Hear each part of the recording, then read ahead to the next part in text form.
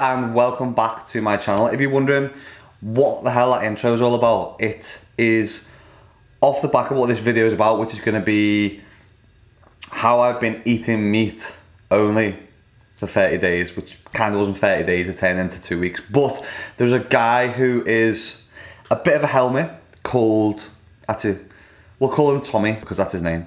Tommy Fury, who was one of the bellends off Love Island, who has recently come out with these, I'm not even going to name the company, but I'll put the screenshot up so you can see it, a patch which you put on your arm to help you and stop you from eating meat. I'll just let you take that one in for a minute. So the idea behind it is that you scratch your arm, scratch the patch, sniff the meat, and then it stops you from craving it as much. I mean, if you're that adamant that you enjoy meat to the point where you need a scratch patch on your arm, then I'd probably just say eat a bacon butty rather than walking around with a sanitary towel on your arm smelling like a pork scratching all day. But let's jump into the purpose of this video. So for the last 2 weeks, I've been doing the carnivore diet. We're supposed to be 30 days, but yeah, let me show you this. The reason why I'm stopping now. Look at the friggin' size of that cake. Like, no joke, it is bigger than my torso. I don't want to hold it up too far, but mega chocolate cake. So that is one of the many reasons why it's been 2 weeks. But the carnivore diet, essentially, for those who have not heard about it before, not had any experience with it, is basically a diet made up of purely animal-based products. And it basically excludes all other foods like carbohydrates, dairy, so you pretty much don't have anything with any meals in regards to sides. You're not having any fruits, not having any vegetables, not having any milk. So it's pretty shit, really, when you think about it. But it basically stems from the belief that human ancestors stuck to a mainly meat-based diet, and by cutting out carbohydrates, it kind of would lead to less chronic disease in the future. Now, the way that I found out about the carnivore diet was through a guy called Dr. Shawn Baker, who's a former American orthopedic doctor, I got that on correct. And although there's limited research at the moment for the carnivore diet, both the benefits and the disadvantages, Shawn Baker has actually been cited as some testimonial to say that the carnivore diet has actually helped with depression, anxiety, obesity, arthritis, and weight loss in general. There's another guy called Joe Rogan who runs a sick podcast. If you're on YouTube, I'm sure you've probably watched it. And he, for the past month, over January, has been trying the carnivore diet also. So I've been listening to quite a lot of his content around it. Now, the reason that I am doing the carnivore diet isn't anything to do with weight loss or composition or anything like that. In fact, I weighed myself at the very start of the carnivore diet. So I'll show that quick video. It was 2 weeks ago now, so I believe I was around like 199 pounds. And today, yesterday I was 206 pounds. Today I'm a little bit heavier because I'm weighing myself a little bit later on, but I was up to 208 to 209 pounds. So I've actually put weight on over the carnivore diet, and the reason for that being is that you don't track calories and macros. You basically eat intuitively and eat when you feel hungry and eat until satiety. However, I have heard that there is a bit of a peak when it comes to weight with regards to the carnivore diet, and then your appetite starts to drop and the weight will start to come back down and level out to a normal level. The reason why I decided to do the carnivore diet was, if you watch my last video, YouTube video, make sure to go and watch it, is that my blood levels came back as almost to a point where I was pre-diabetic.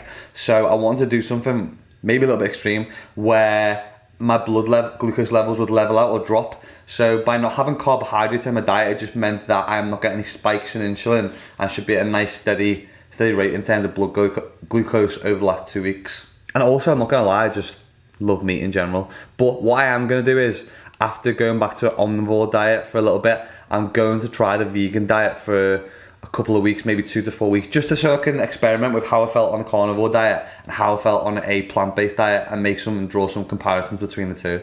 One of the things I didn't do though, however, was I did not cut out caffeine, which some people do in regards to obviously coffee being from plants. But I just feel like if I cut out carbohydrates at the same time along with caffeine, I would just be the moodiest, grouchiest, I don't know what you've ever seen in your life. Now, in regards to my meals, I've been sticking to a similar basis each and every day. So breakfast will kind of be 10 eggs with a couple of rashers of bacon. I'll whip that up. I've still been completing a fasting protocol, so I'll have that around 12 or 1 o'clock. Have my bacon and eggs, which isn't too bad for a breakfast, to be honest. And then later on in the day, I'll have a full 500 grams of mince. That is probably one of the hardest meals to get down, just because it's just 500 grams of mince. It just literally feels like you're eating shit. And then later on in the day, again, I'll have like either 2 big steaks or like 400 grams of steak, usually ribeye steak, and I'll have a couple of eggs with that again. And then before bed, I'll have maybe some sausages or some chicken sausages, something like that. Again, you don't really snack too much on the carnivore diet, which I suppose is a good thing. It's more just like big feast and eating windows. Some people even have 1 meal a day on it. So I did actually track one of the days on MyFitnessPal as well, which I'll pop a screen shut up so you can see it a bit more clearly. One of the things that was obvious is that my protein intake was mega high compared to everything else, which is both a good and a bad thing. One of the benefits is obviously with cutting carbohydrates out is that you are going to eventually go into ketosis. A drawback of doing it with the carnivore diet is that something called glucogenesis happens, which is where when we have too much protein, that eventually it's going to be converted into glucose anyway. So that means basically like 100 grams of protein could then convert into like 50 grams of glucose whenever having too much. So realistically, it would then take you out of ketosis. So that is one of the drawbacks of the carnivore diet, especially if you're doing for a ketosis reason. In regards to my foods and the price of it, I think that is probably one of the drawbacks of the carnivore diet. When you're just eating protein and just eating meat, it's going to be hella expensive, especially if you're buying a lot of decent steak. I've been trying to have grass-fed steak over anything. I have been buying all my foods from Muscle Food, who've been unbelievable. They're a company that we work with on the mic at school, supply a lot of the meats for the recipes and stuff that we cook up. And it has worked out a lot cheaper in terms of buying hampers and stuff and some of the deals that they have on. So I will leave the link in the description box for you to check out some of the deals on Muscle Food. But that has saved me a lot of money in terms of getting in the protein and getting in the meats over the last 2 weeks. The rest of the stuff I've just been picking up from like Tesco, Asda, grabbing some eggs, some bacon every now and again, other little bits that I just need to add in on a daily basis. In regards to my training's actually been quite good. I thought I would eventually hit a little bit of an energy lull where I drop and feel a bit fatigued, but if anything, my strength has gone up. Obviously my weight has gone up. So that has been a good thing probably in the gym. I've been able to move a little bit more weight. I've been a little bit stronger. Haven't felt depleted. If anything, I've been able to train for a little bit longer and keep those energy levels high. In regards to my results, it's difficult really to summarise because I'm not having blood work done again 2 weeks later. It's just not feasible for me to do. In regards to energy levels, they've been absolutely fine. One of the positives from it has been my satiety. So sometimes I could find myself getting quite hungry all the time, especially when I'm having carbohydrates and stuff. I'll get like insulin spikes and then my hormone levels might be all over the place. So one thing that has been stable is my satiety. After I've had a meal, I don't have to eat for a long time afterwards, so you don't feel like snacking, that kind of thing. And with me, I'm one of those people who does and used to quite often binge eat, so it has helped me control that aspect a little bit better over this last couple of weeks. One of my concerns was with fibre, so I thought I was literally going to be dropping toilet breaks like they were house bricks, but actually it hasn't been that bad. And I watched one of Joe Rogan's podcasts where he was talking about, and he even went the other way to the point where he's pretty much shitting out the eye of a needle. I do apologise.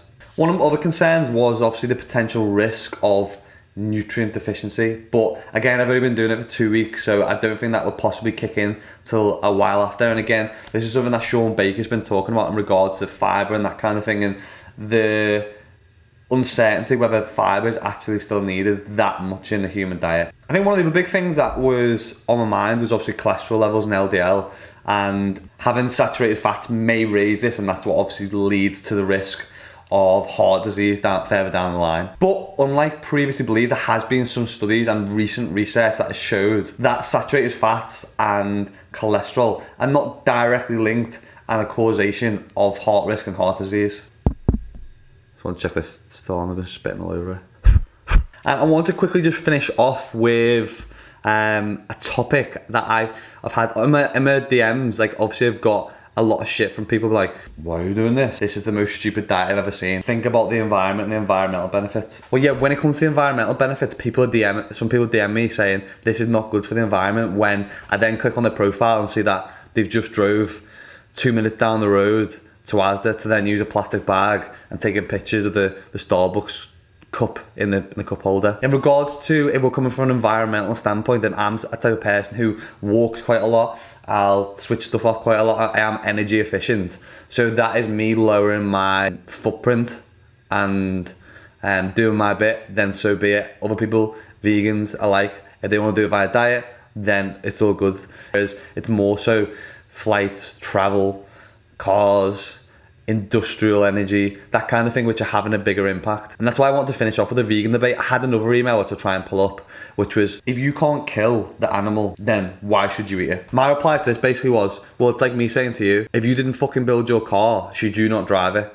I just believe the point is quite invalid. And the thing is, I have quite a lot of respect for people who do a vegan diet and stick to a vegan lifestyle, because I don't think it's easy. And obviously, if it's coming from an environmental standpoint and an animal cruelty standpoint, then so be it. But I don't believe it is optimal for if you are looking for peak performance or whether you're looking for body composition. Saying that though, on that note, my plans moving forward, as I mentioned before, are to attempt a vegan diet for 2 to 4 weeks. Just again, for my own peace of mind, see how I feel from it, make a comparison to the carnivore diet, and to shut up all the plant-based keyboard warriors who keep dropping into my DMs week to week. If you have any questions about the carnivore diet, then just feel free to drop them below. I'll be happy to answer anything, or just pop over onto my Instagram and drop me a DM on there like 20 million other vegans have been doing. If you found this video helpful, then please give it a massive like and a thumbs up. And if it's your first time visiting my channel, then make sure you just drop down and subscribe. That little red box with the bell on, just hit it, and you'll be able to see the rest of my videos. And I'll catch you in the next one, guys.